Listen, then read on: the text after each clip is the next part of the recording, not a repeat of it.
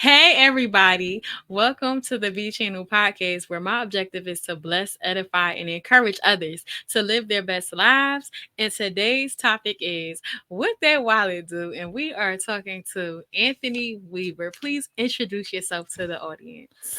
Hey, what's going on, everybody? My name is Anthony Weaver, and I am the host of the About That Water podcast, where we help you build strong financial habits so that you can build that confidence in talking about money, spending money, or even just enjoying your money. So, this is all that we talk about. Okay, that is amazing. So, my first question for you is what did you learn about money growing up? Well, one of the things I learned about money growing up is how in the world do I make money? Because, growing up in I guess, impoverished lifestyle, I mean, I didn't really know it was impoverished. I just thought everybody went through the same thing. Whereas we used to have wish sandwiches, which means that you wish you had something in between the pieces of bread. You know what I'm saying? So, like, toast the bread, you put some butter on it, maybe get some syrup if there was any left. And when I'm talking about syrup, I'm not talking about the basic syrup that pour out nice and easy. No, I'm talking about the king syrup. And for those of you who are old enough, know that king syrup is like thick. I mean, you have to boil Mm, it in a pot in order for it to come out, pouring it out nicely. So that's what we had to do when I was younger. To the point where I even remember going to the mall late at night or after school or something like that. Come to find out was that my mom just didn't pay the bill for the gas and electric. You just come home, the light switch wasn't working, and we'll go out to the mall just to kind of get some air, some AC because it's hot during the summers. So understanding like what money can provide is one of those things that I grew up on. It's just learning like, hey, money allows you to do certain things, and but also I learned that money does not also bring you happiness. It really depends on how you view life and view um just in general. Like, do you feel happy? Do you have at least your amenities, the things that make you happy? And as they say, happiness is a choice. We can choose to be happy, but money doesn't have to bring you that. And that's one of the things that I grew up just learning about money. mm. That is so profound what you said though, because a lot of times people will say, I'll be happy when I have this amount of dollars or whatever. But some of the happiest people really are those people that you see in those other countries. Sometimes they're just dancing around, they're jubilant because they're grateful. It makes them more grateful because they don't have things. And it's they have to make the best of it. They have to improvise, like you said. And it's like, money is about security. That's one of the things that I learned. It's about security, but it cannot, you know, um, cover up your insecurity. Like if you have insecurity emotionally, it's not going to fix it. It's not going to be an end all Hmm. be all. So I really agree what you said about it not making you happy. Yeah.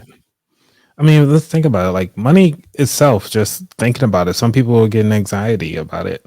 And it can be really super stressful. It's everywhere. It's everywhere we turn. It's something that it's a lifestyle. Like in this society that we live in, we need to have money. But just implementing a few like key financial habits, you can really take control and just kind of achieve all of your financial peace of mind that you deserve in time. So I will circle back to that later, but I want to ask you right now, what is the worst mistake that you ever made with money? Well, just going by definition of mistake is more so think about it from hindsight 2020. So, I mean, I'm gonna answer your question, but it's just like just understanding when people say mistake, it's more so like, oh, I wish I could have or I should have or something like that when it comes to a mistake. And usually the things that I did it based on the information that I had, the environment that I was in, and also the knowledge that I had at the time. So I would say the biggest mistake so far, I would say, is actually purchasing a property that I was thinking is an investment property, because I did not do enough research on it. But I know that now is a mistake. But at the time, I was like, oh, okay, I interviewed enough people to know about the real estate game, and I was able to get in nice and easy. But think about it as like a arrow, like an arrowhead. So it's easy to pierce, but when you try to pull it out, it rips out at the same time. So think about it that way. So think about real estate the same way. It's like it's easy to get in, easy to get the property and everything like that. You pay the mortgage, you pay in the light bills, stuff like that. You thinking, okay, well, I'm a little renter in there, and I'm gonna get all this money. And like, no, it doesn't work that way. You get in there, everybody gets paid before you do. And I found out the hard way. It's like the contractor getting paid, the realtor getting paid, the banks are getting paid, credit cards are getting paid. Like everybody getting paid before you put somebody in there. And then you have to think about if you want to get it furnished for Airbnb or something like that, you gotta pay the people to actually get it furnished. Like so many things are happening in the background that a lot of people don't talk about before you even start to see income. And then when they talk about when they sell the property, they don't talk about the amount of money that they pay for the mortgage. They just talk about the overall, like, hey, I bought it for this price, I sold it at this price. But what about the price, the incremental prices that came up? Meaning like the mortgage, the light bill, the gas and electric, or any other additional expenses, water that came up. They don't put those into calculations, or they call it the capex usually. So you'd be surprised. Usually they don't talk about those. Mm. You just shed so much light. And I love what you said because a lot of times you really do feel like it's something good and you feel like you did your due diligence. And it's you still can run into problems. I've watched so many of those shows on HGTV where people are flipping things and they're not taking into account, and then somebody has to like bail them out. They have shows now where people actually have to bail people out of the situations to try to rectify and salvage the situation so that they can be solvent, you know.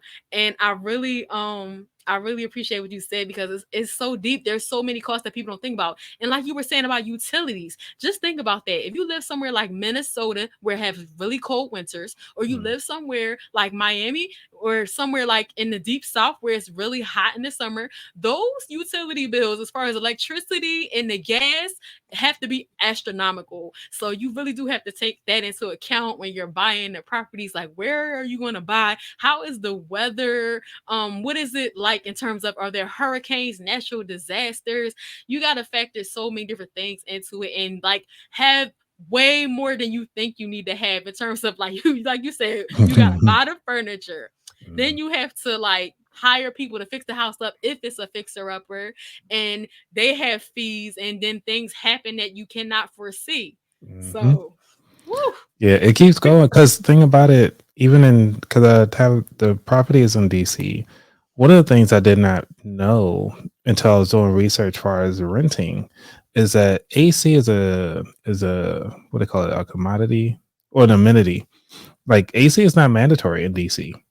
Like if you wanted AC in your unit, like you can actually, like, you don't have to get it as a renter. You can ask for it, but it's not mandatory for a landlord to provide Oh. it. So you need to learn also, like, what is the mandatory minimum for your particular area. Right, as a consumer and as somebody who is thinking about being a landlord, get into that whole Airbnb type situation like you were trying to do.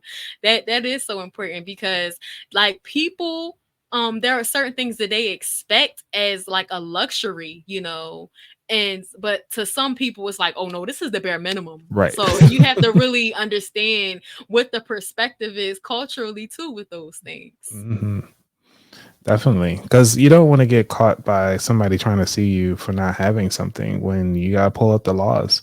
I know we talk about this mistake, but one of the things that I did when I was doing my research was actually looking at the courts and actually looking at landlord courts, and those are publicly available. You can just go online. A lot of the courts are doing them via Zoom. And you can just sign up and just listen in, or even just go to your local courthouse and actually sit in inside one of those landlord courts, because the most important thing about it is that you want to know the industry, the good and the bad, and also in your particular area that you go into.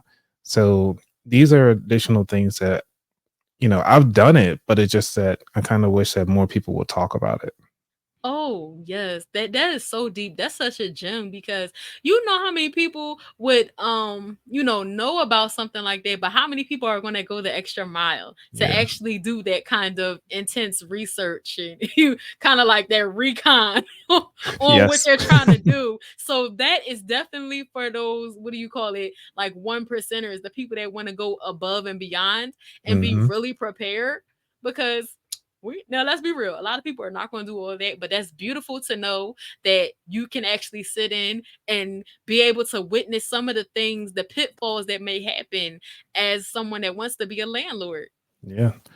I mean, you most of us have rented at least once before, and we know what we like to have, what we don't like to have. We don't want to be that landlord that doesn't have the ear of the tenant and actually not listening, or what do we allow the tenant to do, what they don't do, what type of, because then it goes even for. I mean, there's so many different things to go into this, but I don't want to go too far Yes. off topic because we can talk about real estate. At least my Yes. lessons learned. That's probably a whole nother Yes. discussion. But what do you feel like is the best lesson that you have ever learned about money? One of the best lessons to learn about money is awareness. And reason why I say awareness is because a lot of the times, and even with the people that my clients that I assist, is that most people don't know where their money's at. And when it came to me, I know how to make some money, but I just didn't know how to compound it. I didn't know where it was at, where it was going, as far as like credit card bills, was it light bills, what was I spending it on, mostly food? How can I do different things? So I was surviving, I was living, thinking I was doing something, going out to the clubs and stuff like that.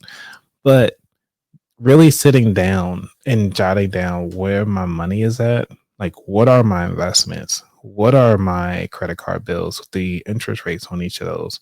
Um, what am I actually paying for mortgage or rent? Well, actually, it was rent at the time.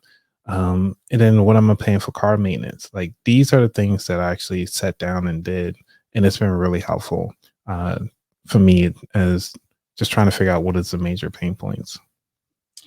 Wow, yeah, that those are such simple things that you said. And like I said, we're going to continue a little bit more of that conversation, but I have to ask you something that really could be a pain point in this money world. Whether it's with friendships, whether it's with relationships of a romantic nature, how do you handle those types of conflicts that may arise when it comes to money? You got to set boundaries in the beginning. So dealing with the pain points of a relationship, and I've been through a long-term relationship, and having an understanding of what it is to help somebody without knowing that they're still going to take advantage of you. So one of the things that I had, like my ex was actually trying to go through her build her credit. And I was like, cool. Well, my credit score isn't that great, but it's better than yours. So I was like, let me add you as a authorized user on one of my credit cards so that it can Uh-oh. boost the credit. Right. You already know where I that's can see going. where this is going. You already know where it's going at. So That's one thing with children, but yeah. a spouse or date, that's a whole different story. Right. And it's not even a spouse, and that's the whole nother story. Yeah. So, setting up those boundaries of saying like, hey, if I add you as an authorized user, I'm holding the card. And then just to help you out, I'm not going to give you a card. My thing was that I actually gave the person the card, and I wound up having to pay the bill when the relationship was over with. So my credit score dropped She never dramatically. paid you back. I I rather have peace of mind than trying to worry about trying to chase somebody down for some money. I hear that. You So know what they say though, when you offer to do something for somebody financially, you better just assume that that was a gift and yeah, just like cut your losses because mhm. that's a hard thing to try to get money back. It really Definitely. is. Yeah, it's like how can you? I don't know. But it comes back to the mentality thing. And also that's why like you have to set your boundaries. You have to know what you're willing to give up and just be okay with losing. And just look at it like, hey, you know what? They did you dirty, but that will be the last person. And sadly, most of the time, most of us are gonna have to learn it out the hard way instead of us trying to figure it out, trying to set all these boundaries. No, these are my boundaries. No, just say it's okay to say no. Right. And also you have to one of the things that I found out is that I had to create my new zero. And what I mean by creating my new zero, say, meaning like how much money I have in a bank, considering like, okay, I can give away this amount. So if my minimum, just for an example, if you out there, you got a buddy that's asking for money or a child that's asking for money, you can be like, hey, like once you get to $1,000 in your bank account, then it's like, all right, cool. Anything extra I can give out to my child or give out to something else. And it's not like you're giving out to charity, pretty much it feels like it. But what I'm saying, you can help out in that way and realize that, hey, this is just set aside because I know somebody's gonna ask me for money. Just to live Mm. with it. Yeah. You can set up a whole nother bank account for it, just a high yield savings account. Just go and throw Yeah. that money up over there. Be like, all right, cool. It's $100 sitting in there. Nobody ain't asked me for it this month. All right, let me throw another 100 in there and just build it up that way. That is an amazing idea, really, because then it's like, okay, I am not attaching myself to this money that tightly. This is a portion of my money Hmm. that I am willing to share and not get emotional Right. about what happens as a result of me giving it out. Hmm. And it's good to practice giving too. It's good to, donate and things like that, and to causes that you really care about. So that's important as well. So I really like that idea. Had it little, set to the side, because then it's like, oh, that way you're also organizing too. Right. I So see it's your not your wheels are touching your rolling. money. Your wheels are rolling. Like, oh, this is great. Right. It's not touching your money. That's Right. separate. So it's like Exactly. that is a true boundary. Talk Yeah. about boundaries. Like, And then you can keep the interest because if you put in a high yield savings account, it's like, all right, cool, $40, but that $40 could be the interest that you got on that $100 because ain't nobody asked you for it in some time. So mm, yeah. yeah. So it's kind of like it's a rainy day fund for other people. Hmm. Right. I like that though. I really like that idea, because you just never know, because people be having hard times, and I feel like like I feel like with money, it's very emotional, but if I can help somebody in a small way, I'll do it. But honey, it's like a certain threshold. I'll be Right. like, hold up now, not that much. I can give you a Right. little bit here, but a certain amount, I'll be like, no, because you'll feel it. Like, you don't want to give if if it's gonna hurt your pockets, where you can't do what you need to do for your household. Hmm. So that's important to remember too, y'all. Like, don't give if you're gonna be hurting your household and y'all can't keep your lights on. You Right. over here giving to everybody else. Make Yep. sure your household is straight. Then you can help other people.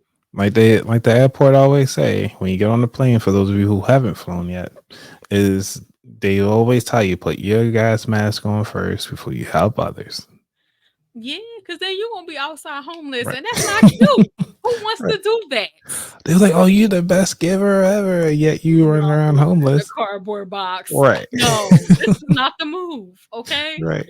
So we have to really make sure that we when we give our money, we're mindful of that. We're being good stewards of our resources. Are we donating? Are we saving? Are we just making sure that we are aware, like you said, of what's going on in our wallets? What Yeah. is happening in there? Right. It goes back to the wedding because now we moving on to which I call this the next phase, which is the set it and forget it phase, though, of your Mhm. wallet. Because we talked about like how you're setting up your boundaries. And one of the ways to set up your boundaries is something called the 50/30/20 rule. I like this rule a little better. There's so many other rules out there, but this rule is talking about the 50% of your money goes towards your needs, like your light bill, your house, like your car, like you're taking care of self. Then the 30% goes towards your wants. So, like, hey, if you want those snacks that you want to have your fat snacks while you watching House of the Dragon or something like Not that. fast snacks. I mean, I call them fat snacks. I love the fat snacks. Like, I always got some, like some chips, some cookies, man. I have that money set aside for that. And then you get your 20% saved up for your savings. Now, I usually do for savings, I usually do the 10/10 rule. So it's like 10% towards savings, and then the other 10% is for investments. So Mm. that goes towards like I'm playing around in the stock market and stuff like that. So it's not really a big portion of my income. So I'm okay with that 10% being invested somewhere. Mm. Even if you want to go even smaller, because I mean, remember we talked about the gift for people that want to that you want to help out from time to time. You can probably put some of that 30% of your wants, make that somebody else's rainy day fund, that want fund, make it Right. like a little 5% of that. So you can play around with the numbers, but these are the big golden rules is the 50, 30, 20 rule.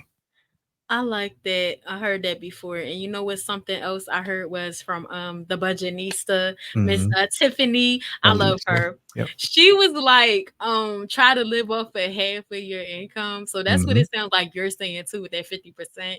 Like, yo, if something happened, I need to be able to be okay with half of what I am bringing in. So I'm not like broke, or like some people say they'll be house poor because they Mm-hmm. will get the biggest mortgage they can get, and then they can't even afford to do anything else. Like, God forbid something happen, and then Right. all you can do is afford to live in a house. Like, you can't even pay nothing. Like, that's all you got is the house. Like, so I think that Yeah. it's Well, important, like you said. I want to add on to the house board thing, because when you move in with your spouse or somebody that you're dating and stuff like that, you want to combine households to some degree. One of the things that I've heard from, I'm giving his props, Dave Ramsey. He said this before, and I actually recommend, like, I highly recommend it.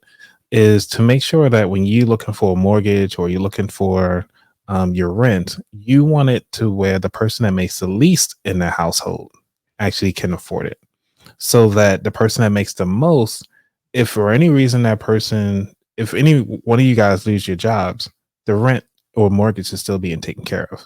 So if you want to look at it that way. That's amazing. Or said another way, Mhm. make sure that the rent is a price that one person can afford by themselves. Yes. Well, the lowest person, no, the lowest person.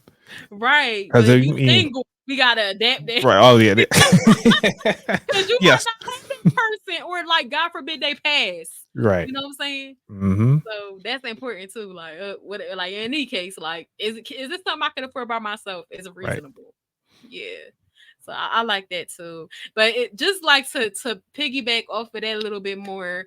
You said 50-30-20 rule for just how we handle our finances. Are there any other keys that you can share? Any practical tips about being financially healthy besides that?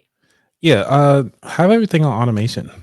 Um, because with your bank, I mean, with your mortgage, not your bank, your mortgage, with your employer, when you get your bank account, your bank account, your paycheck, it's a long time ago. Like we used to get the actual paper checks. So you had to go to the store and like to your actual employer, get the check and Mhm. everything like that, deposit, fun stuff. But now because everything has become so automated in the back end, you can actually go to your employer and say like, "Hey, I want to allocate, I don't know, 80%, or you can set them up to how many things you want to do. So you can have 3 accounts set up. Some people have 12 accounts or more. I personally have about 6 different accounts for different things. So it's like you have your main checking account that comes in. You can have your another checking account that takes care of your annual expenses or your biannual expenses, like your car insurance, your homeowners insurance. Have that set off to the side. That's one account. Then you can have another account for us like your wants that are monthly expenses, like your light bill, your cell phone bill, your water bill, and stuff like that. That can be a whole nother account. And then when you go to these different accounts, you can actually have them automatically only pull from that pool of money. Then you have your wants, which I call it, like usually I have like a high yield savings account as well. So I put the high yield savings account, the money come from uh my employer, go directly to that. So it's like a set it and forget it. Everything is on automation. So I was highly recommend that you, this goes back to the awareness, where you're spending your money and knowing what those are, so that you can now start automating that process. Okay, I only want, $20 of my paycheck every time I get paid to go into my wants, or I want $100 every time I get paid to go into my high yield savings account, so that you can actually put it off to the side and like, hey, this is what's in my actual bank account that I'm willing to spend for anything that's coming up. You have all your emergencies account funded. You have your high yield savings accounts funded. You have your children's account. If you have children, you can throw them in there. Like having all of this set up and automated is such the next. I would say is the next thing that I highly recommend. But again, don't trust anybody on the internet. Make sure you do I your know due that's diligence right. right. Because when you just said that, I was like, I could see myself getting so confused with all these accounts. I would just try to have something like personally. I'll be like, okay, let's just have a savings. Right. Let's have an investment. Let's Mhm. have a checking account. Yeah. And like you said, like some type of Roth IRA or some 401k to the side. Because I'll be like, listen, I'll be no forgot. Okay, this was supposed to be over here, and then carry the one and divide by two. I'll be like, what? So, Like, like, yeah. that might work for some people. That's why it's important too to know your money personality. For real, Hmm. because everybody got a different money personality. I'll be like, hold up now. Right. I might need to simplify and have like 4, and you can have 12, but I'm gonna need Yeah. 4 because the way my brain. It's, But but you got to start small, and like I said, the smart start small and just start, like put one account off to the side and you can do it manually, just manually transfer every time you get paid. And then you're like, you know what? Since I'm doing this manually, let me go ahead on and start automating. And this is the reason why I like the saying, well, I kind of hate the saying work harder, not I mean work smarter, not harder. But you can't work smarter if you never work harder. right. So it's like you have to do the work first before you try to make it a smart move, you know? Right, to make sure you do your due diligence and things like that. And like you were saying about the accounts and the setting and forgetting it, would you suggest some type of stopgap, such as having your accounts at different locations or having a waiting period of like say 72 hours so you can't touch said money in these different accounts? Yeah. So I do a out of sight, out of mind account. So that's my high yield savings account. Mostly that's what I want my money to go in. It does its thing. And if I need it, and that's kind of like my emergency fund. So Right. right now I'm trying to work on getting up to at least a year of actual living expenses into that account. And then after that, then I will probably cut off the automation because it's like in case I lose my job, I at least have a year to kind of get to another job. Yourself together. Right. Yeah. Because each I industry like is a little different. Yeah. I would say, I don't know if you would agree with this, but the way that you're setting up your accounts, it also depends on your lifestyle. Yes. So it's like if you're single, it's gonna be a little smaller scale to this, but if you're married, it's gonna be a little bit more. But if you have kids, that's another layer. So Hmm. it's like you gotta be considering all factors, like, and Oh, what and is pets too, because people love yeah, them dogs. Like, okay, gotta get that and cats. that pet insurance. You're right. So it's like, okay, let me see here. Okay, what's retirement like? How am I living beyond me working at this 9 to 5? Can I maintain what I'm doing now? That's what a lot of people are saying. When I watch these financial podcasts, can I still live how I'm living as I'm without working anymore, and or trying to have the passive income. And people are talking about make sure you had a 529 account for the children. And then it's like, make sure I got the 401k, the Roth IRA. Just make sure you have different things set up. Don't just rely on the pension. Don't just rely on all of those things that just like social security, whatever. Have different streams of income, different things going on. And I feel like I'm a baby in this thing, and like I learn a lot because my mom sometimes she's watch stuff like that, she getting into that kind of stuff more. But Yeah. child, it's Good. like it's a lot to learn, a lot to consider. You gave us so much to chew on too, Yeah. because it's like, ooh, you know how many people out there don't even have one account? They still check cashing at the Yeah. check cashing place, paying all that those fees. Oh, I've been there. I used to cut my checks cash there as well, because I didn't trust the banks, Yeah, a and lot of people because say that. yeah. But the thing about it, I had to realize that the bank is really my friend, and some people will disagree with me. However, that is what other institution that you go to, you put money into them, and then they providing you with financial education at the same time. Like they are giving you the game and how they work, how does the bank work, how that you can actually grow your money, how to actually save and spend your money. So they give you all of these tools and resources. A lot of people just don't tap into it. Chase, if you guys have Chase credit cards or anything like that, they always give you like little quizzes every day. They're like, hey, what is the percentage of people who actually like the house buying process, or what is considered a Roth IRA? Have you thought about opening up a Roth IRA? What is a Roth IRA? Like, what are these different things that we're talking about? But also keep in mind that the tax code changes a lot. It actually changes every year because you mentioned the 529. I want to piggyback on that. That recently, for those of you who have 529s, if your child decides not to go to school, you can actually roll that over to your Roth IRA. So, in other words, it's still growing tax free. You're still getting all of this money. Ooh, without So, taking it out. without taking it out, right? And then on top of that, because you only tax on the money that you actually touch. So because it goes from account to account, you're not getting taxed on that money. Go right on over to your Roth just because your child didn't go to school or your grandchild or whatever. So a lot of people who are investing in those and they was like, man, all this money just going to waste. And luckily somebody lobbied for that to happen. So these tax codes going to like this is at the 2024. That's the way how it is right now, but it could be changing by the time you listen to this in 2026 or 2028. I mean, who knows? Wow. That is important to stay aware of what's happening in those different circles.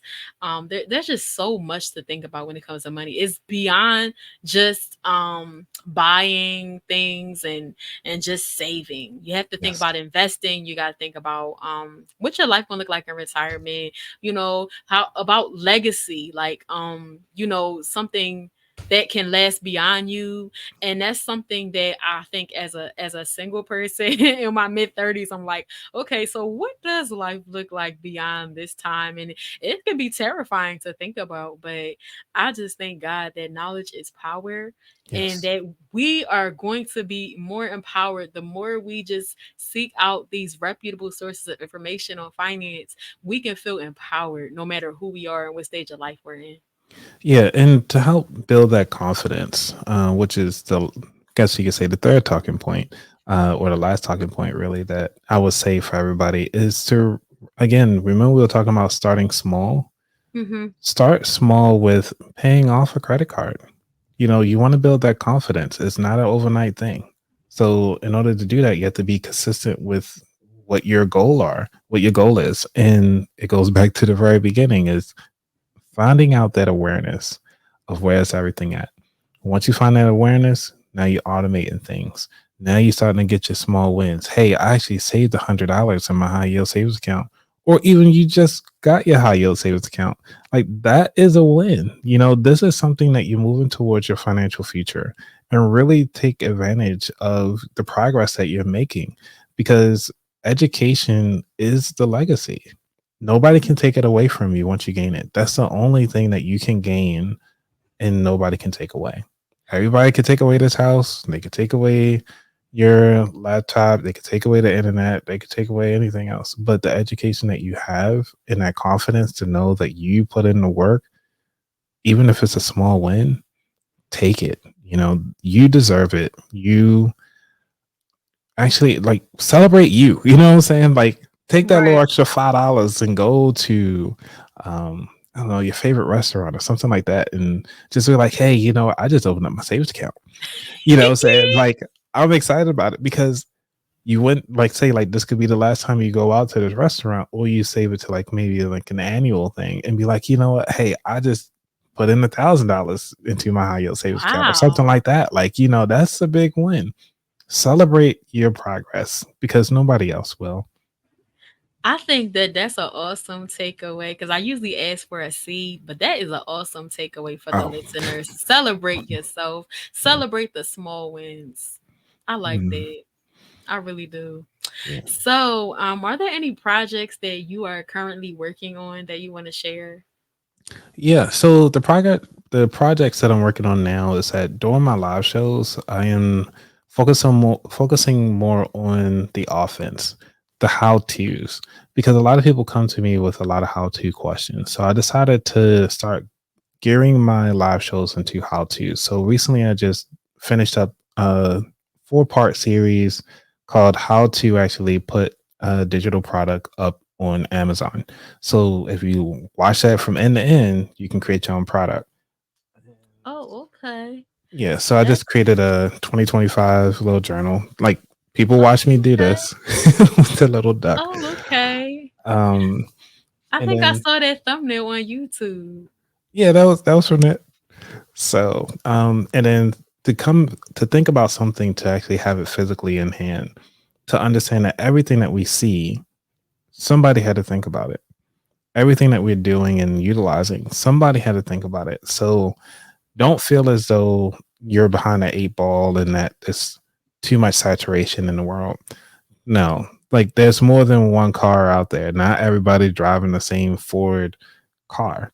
Right. Everybody's driving so many different manufacturers, and most of the manufacturers come with different varieties of stuff. Like, Mhm. don't feel like you're in a bubble. You're not a bubble. You are a person. You are made to create. You are made to consume. This is what we do. That's what's up. I like that. That's really interesting because a lot of times we do think, oh, I can't do it. Everybody did that. No, but they Mhm. didn't do it how you did it though. Exactly. And your story is going to be different because people buy things on stories. Like, think about your headscarf, right? You're like, hey, Mhm. this is the first headscarf that I ever went live on. And I want to make sure I cherish this headscarf. I'm putting it up and framing it or whatever. And people's like, oh, it's a headscarf. Who cares about that? But it has a story. And if you were to go to sell it or something like that, you'd be like, hey, this scarf right here started off my whole show. Oh, And that's what I do. So, yeah, it is about those memories and it, and having yourself in a place where you're financially healthy, you can create good memories too, mhm. by doing that. And then like those milestones, like you said, those are memories. So it's important to really just keep track of your progress and celebrate it. So yeah, so how can everybody connect with you? Okay, so you can connect with me at aboutthatwallet.com. You can follow me and hang out if you want to, on Instagram, Twitter, or even on YouTube at About That Wallet. So come hang out, shoot me a DM, and let me know where you found me so I can actually be giving credit to people where they are. Celebrate the wins. You know what I'm saying? Let's celebrate a win with me. Yes, and we can also find you at aboutthatwallet.com, right? Yes, yes. Yeah, Yes. on that page, I'm trying to add some more information in there, throw some blogs up there and Mhm. stuff like that, so you can find all the resources that you need. Oh, that's amazing. So, I want to thank you so much for taking the time to join me today. And I want to thank everybody for tuning in to this episode. I thank y'all for your support. Now, if you are watching, make sure you like, subscribe, and comment and share for more content if you're watching this on YouTube. If you're listening, make sure that you take the poll, you leave a review, a rating, or a comment on Spotify. And last but not least, make sure you follow me at B Channel 27 on all social platforms. Don't y'all worry, all the tea on Anthony will be in the description of this episode as well. Thank y'all so much for tuning in, and peace and blessings until next time, y'all.